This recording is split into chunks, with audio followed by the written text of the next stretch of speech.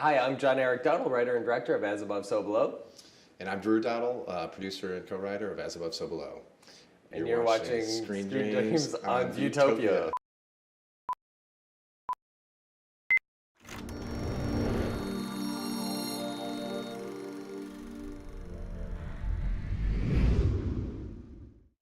My name is Scarlett Marlowe, and I'm a student in urban archaeology.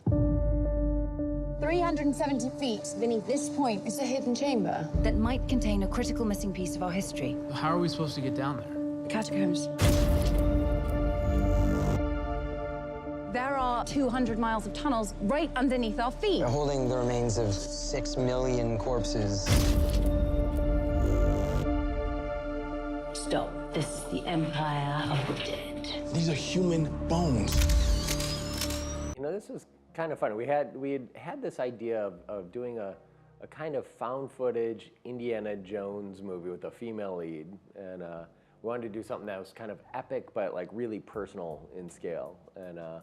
And we had that idea, and we were actually about to go shoot a movie called The Coup that we ended up shooting after this. But we were about to shoot that, and that fell apart like I think that was the fourth time it fell apart, and we're like, oh my God, what are we gonna do? And thank God, Thomas Tull, the head of Legendary, called us and said, I'd love to do something in the Parisian Catacombs. And it was like, those two ideas just clicked. Just suddenly all these dots connected, and it was Paris, and it was Nicolas Flamel, and the search for the Philosopher's Stone, and this, alchemical background. It all really connected so perfectly. So it was one of those just very serendipitous phone calls you get, and the script just, it came out very quickly. This is as above, so below. That phrase is believed to be the key to all magic. As above, so below. So if they carved a door on the ceiling... There's gotta be a door on the floor, too. Yeah, someone hand me a rock. Wait, we are in the bottom of the catacombs. There's nothing below us, Scarlett.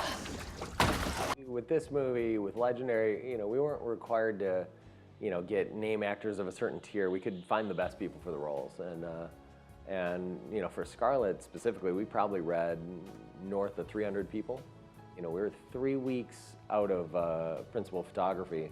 We still didn't have someone, and we just kept saying like, no, it's got to be, the movie hinges on that casting decision. I remember we both went home after work and to our respective apartments and watched, auditions like we did every night. And John calls me. He's like, I found her. I think her. This is blonde girl. I'm like, I found this brunette girl. That's amazing, and I think might also be her. It'd be great to have two options. And we dug through our, on our laptops, and we realized we were talking about the same girl. She had submitted 2 different auditions from 2 weeks apart, and her hair color had changed, and we knew that was probably a good indicator that she might be it. Let's do it. Keep it slow and steady, yeah? I think I'm stuck. Just breathe, honey, please. It's okay. What was that?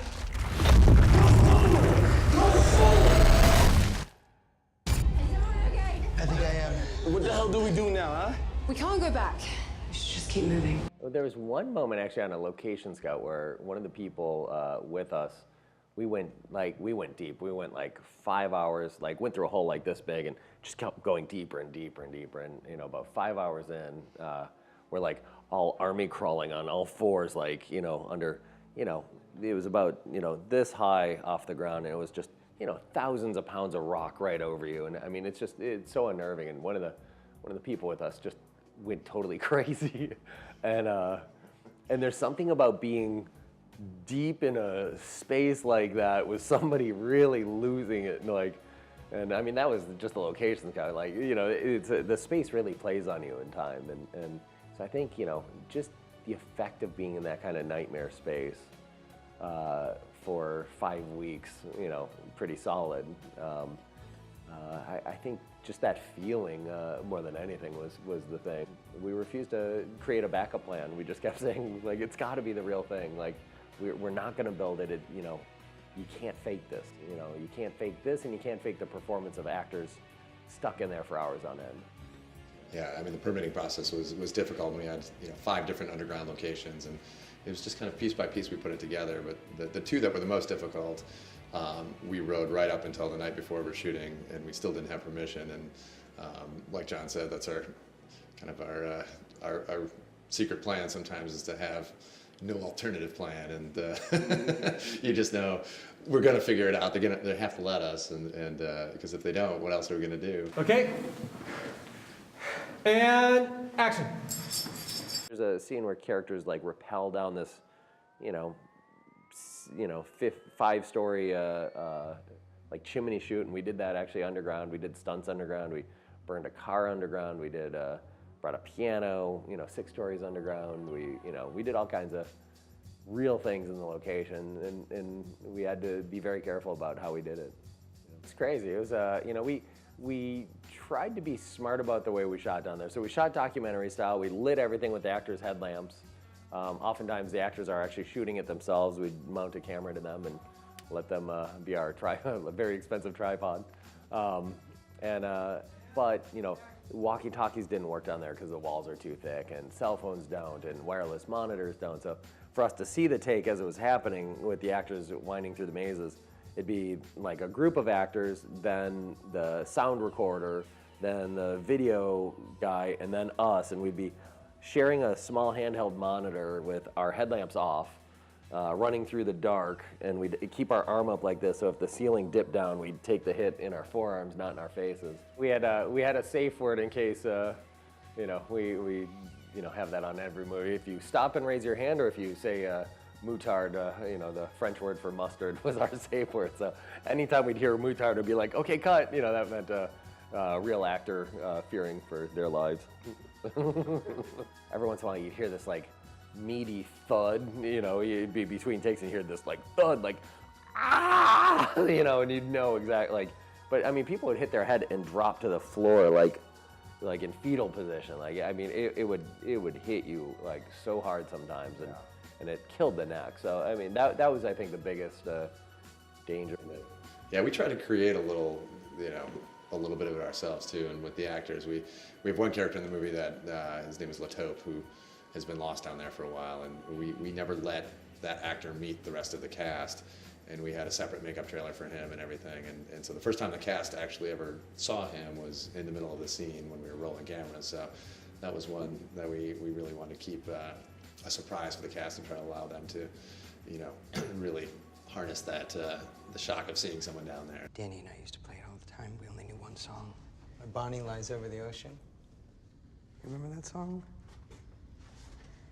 We could never finish it because the A4 key was messed up. George. This is a trip.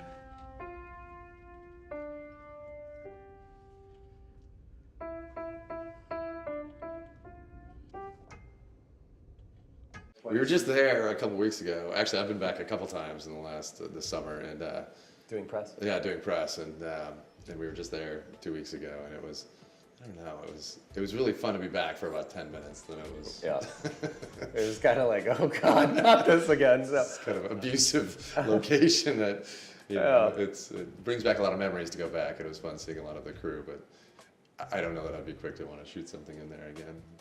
Yeah, it was. There's something about having a headlamp on you 24 hours a day. Like there's just that feeling of wearing a headlamp all the time. When we went back to shoot some things for marketing a couple months ago, I literally walked into the first tunnel and then I stood up too quickly. I was wearing a baseball hat. I stood up too quickly at the end and did it again. And it, I'd been down there for 5 minutes, not even, after a year away. And I was like, oh, damn this place. Like, it just, yeah. Is somebody there? What's happening to us? Dad?